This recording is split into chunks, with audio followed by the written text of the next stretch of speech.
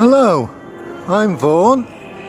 It's March tomorrow and we're in the year 2025, and this is the Blue Coat Chambers. Is this the oldest building in Liverpool? Certainly one of them. I'm going to go inside and go in a little room, so I'll start walking.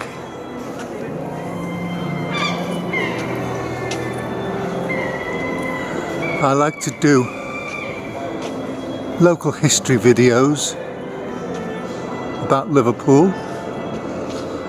and other videos about Liverpool. Try and keep the camera still as we enter the building. There is a sign to the garden which is behind the building. I'm just entering the cafe now. There's people queuing up for food there. You can hear the seagulls, can't you?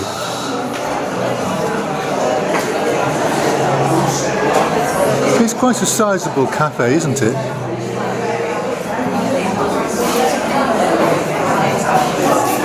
I might use the cafe later.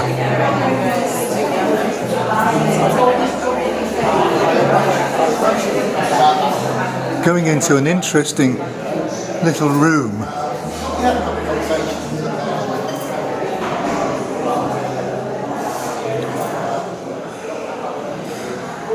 As you can see, there are all sorts of things on the walls in this room.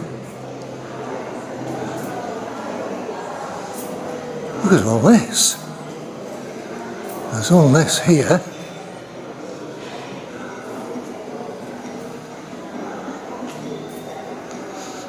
I don't know what's on that screen. Look at all this. Wow. Let's turn this off for the moment. Back with you in a second. I think this will come out, but I've been told that the lighting is broken at the moment, so it's usually a bit lighter in here. I'm going to have a look at this here. Oh, bang. I don't think you can see this, so I'll have to read it out. The Blue Coat is Liverpool's oldest city centre building, dating from 1717, a fine example of English Baroque architecture in the Queen Anne style. It was built as a charity school for poor children in the early 20th century. It became a home for the arts and was constituted in 1927 as the UK's first arts centre. It's a long time ago, that, yeah. Artists remain at the heart of the building.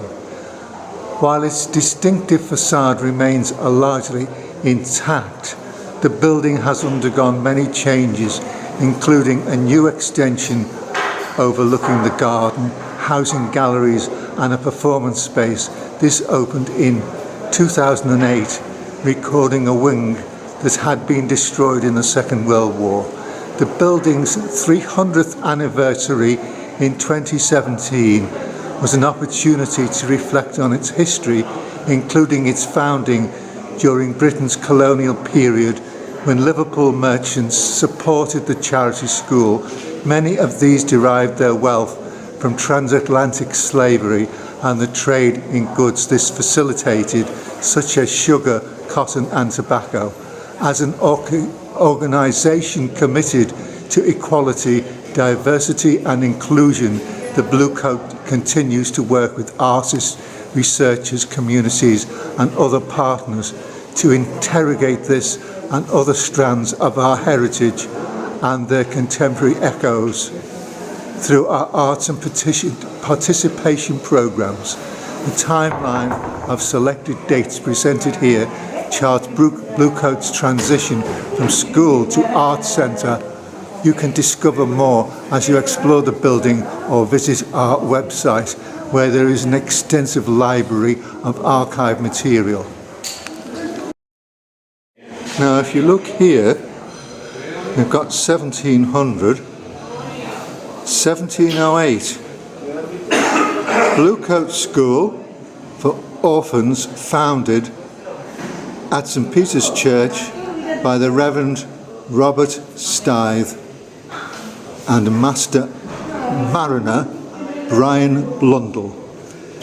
1715, Old Dock completed.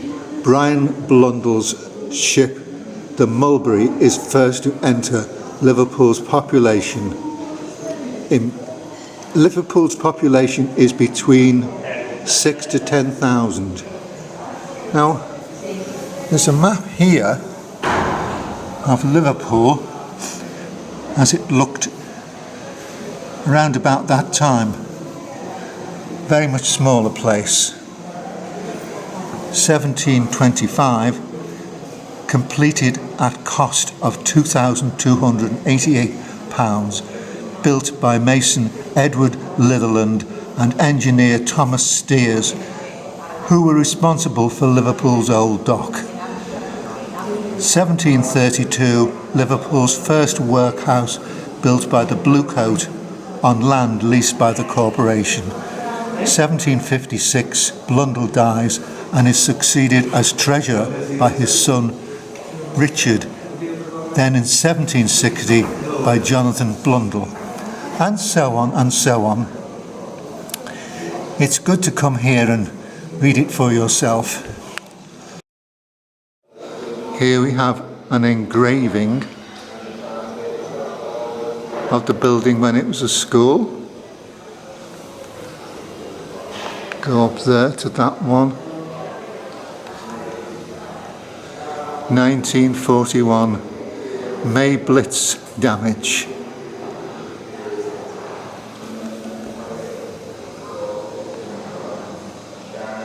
Look at that one. And then we'll come down to the ground here and we'll have a look at more of this here.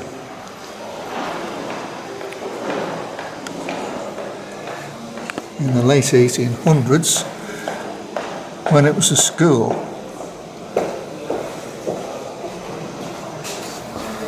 In 1906, the school moves to the new building in Wavertree.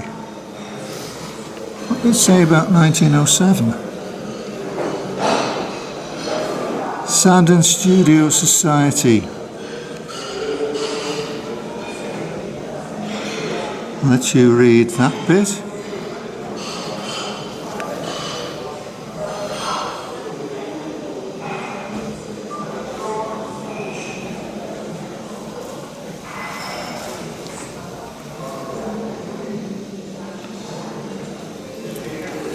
Yeah, 1914.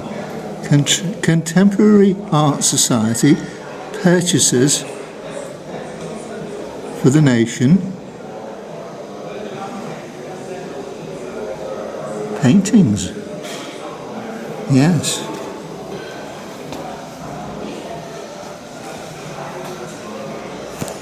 (1927).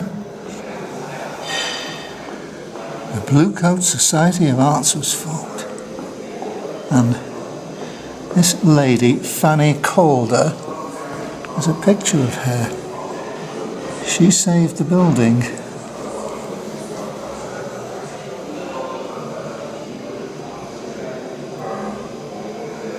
So, I try to give you some information about the past. I hope you found this interesting. Here's a little something to play around with. It says to use the arrow buttons to navigate, so we're going to see what we can do with this. Give us some information, more information about the history.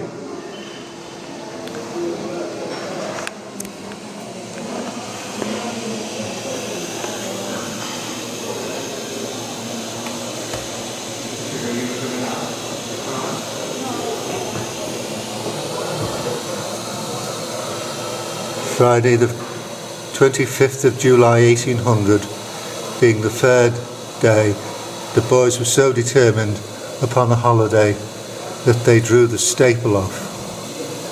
Oh, and we have a photograph of the Blue Coat in those days. What happens next, I don't know. Press that button and see what happens. Something else.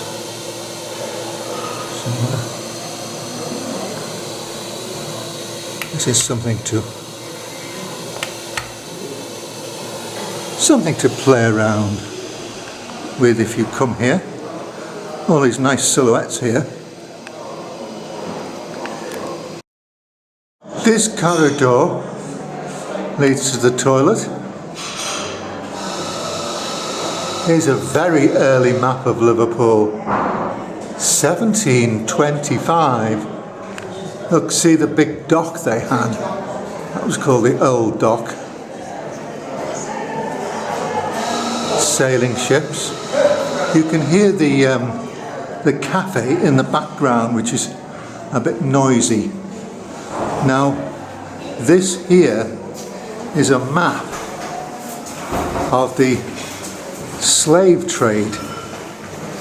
The Blundell family's slaving voyages between 1721 and 1780.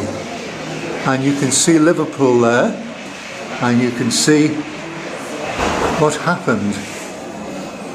You can see the ships going to Africa, and you can see these names here. And this is where the slaves came from. So there was a three-way thing, and it shows you where they went to. The British West Indies. And this place was built on the money that the mariner Mr. Blundell made. Unfortunately, I think somebody's doing some vacuuming at the moment, so sorry about that. I've gone to the top of the stairs in the Blue Coat. Could have got the lift, but went up the stairs to get a bit of exercise. This is all about the music that's on here, I think. Yes, I don't know how many people know that there's music on here.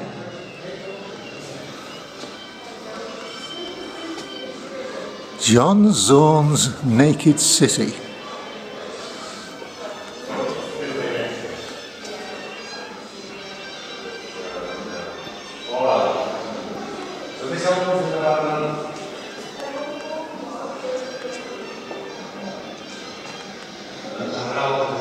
You can hear somebody talking downstairs. You never get complete peace and quiet. That's too much to ask for, isn't it?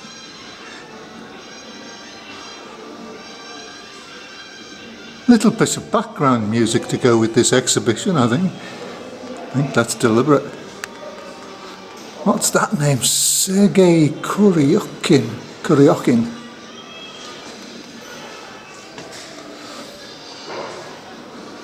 Captain Beefheart Weekend, I've heard of him. Celebrating the iconic artist. It won't be the man himself. Don't even know if he's still alive. Oh, more foreign names.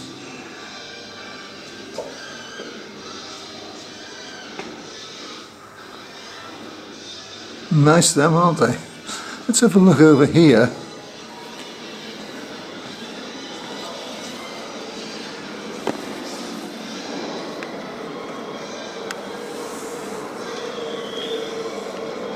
The Good Vibrations, the Beach Boys, that record.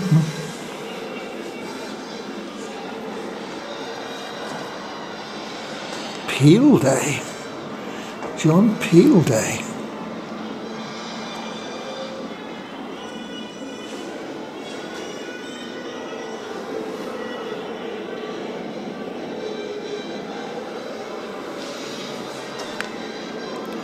The Liverpool Echo, Monday, January the 30th,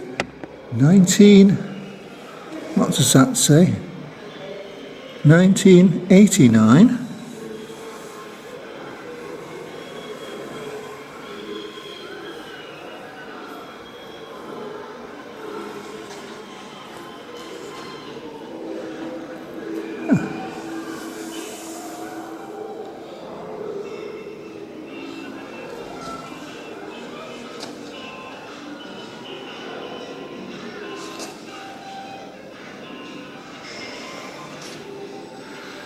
So all this is hidden away up the stairs, so